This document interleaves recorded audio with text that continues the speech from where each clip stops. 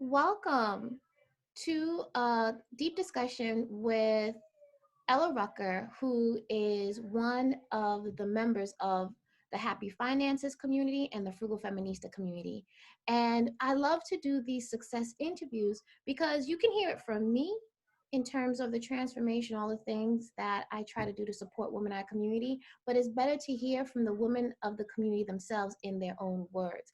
And I'm super excited to have this spotlight conversation around relationships with money, around relationships with our business, our relationship with ourselves, and the transformation that happens when you level up your thinking and your mindset and your money skills in order to become the woman you know that you are meant to be.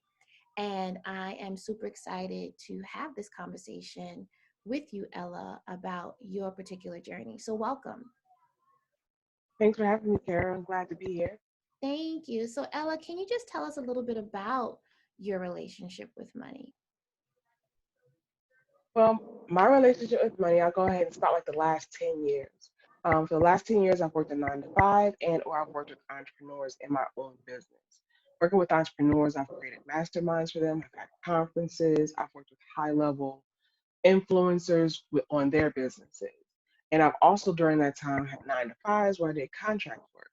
Well, somewhere in that span of 10 years, I had a child, and um, my influx of money wasn't consistent. So at some point during that time, I've been pretty decent off. Like at the beginning of the 10 years, I had a retirement fund, I had 401k, I had um, you know all kinds of different income and savings. But then after I had my child, I lost a lot of that money, and I wasn't working consistently. So I ended up on welfare, and even deeper, I went to the public. Uh, I became homeless in New York. So for about 2 years, I was homeless because I had another kid somewhere in there, and it was the three of us living in a homeless shelter in New York. But as we've known each other probably for about the last 6 years, um, you guided me through the homelessness and the not having so much money to where I am now, where I make over 6 figures in my contracts work. And not only that, I'm working with a coach so that I can further my entrepreneur business so that hopefully in 2021, I'll have two streams of income exceeding $200,000 for the year. And that's amazing. Oh my God. The fact that you've had this full circle journey in terms of both business, whether it be entrepreneurship and your 9 to 5, but also being able to amass and hold on to so much of this new income that you've had. So, can you share with me what were some of the mindset shifts that had to happen in order for this to be a possibility in your life? Like I said, I was definitely homeless, and it's very hard to hear this when you're homeless, when you're at the bottom, I guess, or at that end of the spectrum. I won't even say the bottom; it's just a different end of a spectrum with money, and you just stay grateful. You're just grateful for what you have, that you're not, without friends, you're not without with encouragement, you're not without possibilities. I always knew I had my employment agency on one end. I also knew that there was the entrepreneurship. If I wanted to ramp up that at some points, I could have, I guess, worked a little harder. But you're right, the mindset shift to work harder is what I'm working on right now. It's not working harder, but it's realizing that you belong in that space to make that kind of money, that you have those words to say to somebody else to help them make that money. And that's the biggest shift I think that is that I belong in those rooms. They weren't paying me just because I helped them. They're paying me because I uplifted them and helped spread their message in a way that made sense for other people. Right. And I think that's an important piece because that's also translated. I remember some text messages that you sent me of screenshots, right? And Hmm. reminders of your savings goals and also your investing Hmm. goals. So, can you share Right. with us what that has been?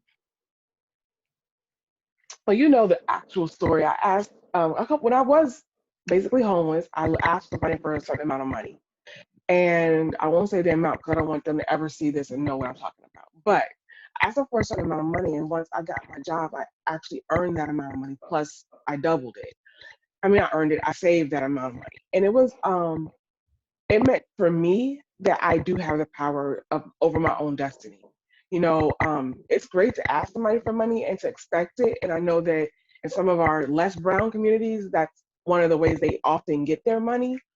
But for me, it wasn't an option. So to have made that money, saved that money, and now have invested that money in, like, I've invested in a weed farm. I'm not sure if we got there yet, but I've invested in a weed farm. I invested in Tesla, and I also invested in myself by taking a class with a coach.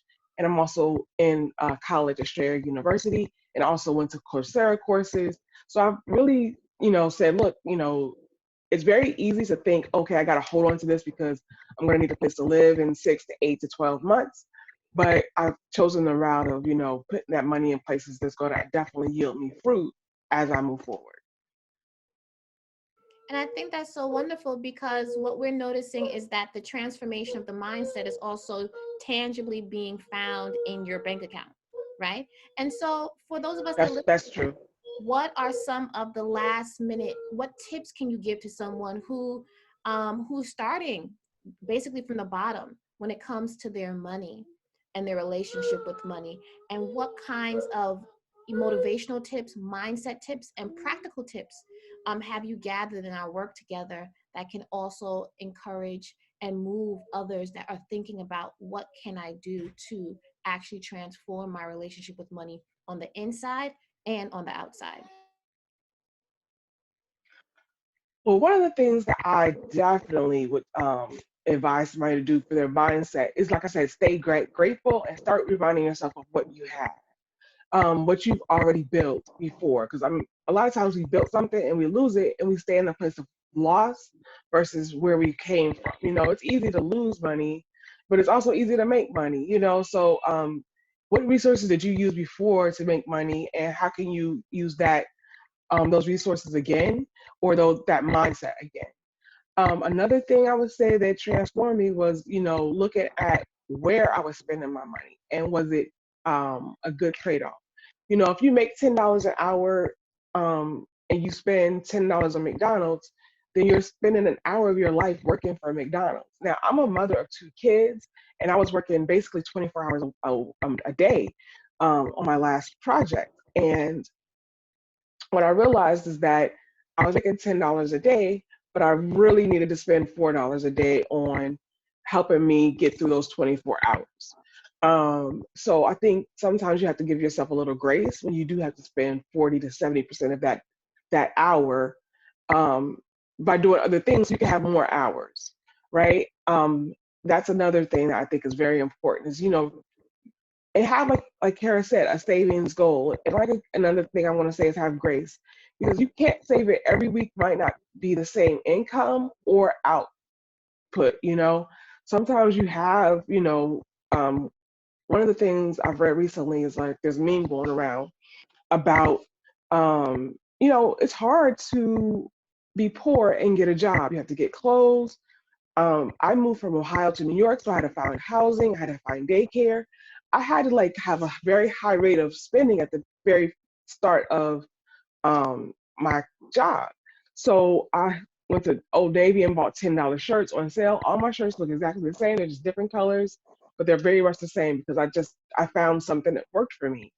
Um, and don't be ashamed of who you are and what you have, because what you have inside your head is more important than how you look on the outside. I know that sometimes there's um, internal pressure to look a certain way, but you can definitely, like me and Kara are always talking about, going to the thrift store. I just came from the thrift store, right?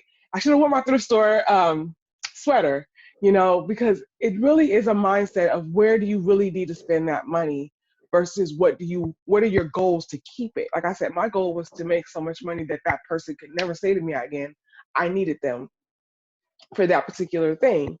However, my goal also was to make sure that we had enough money so that if I wanted to move, I could move.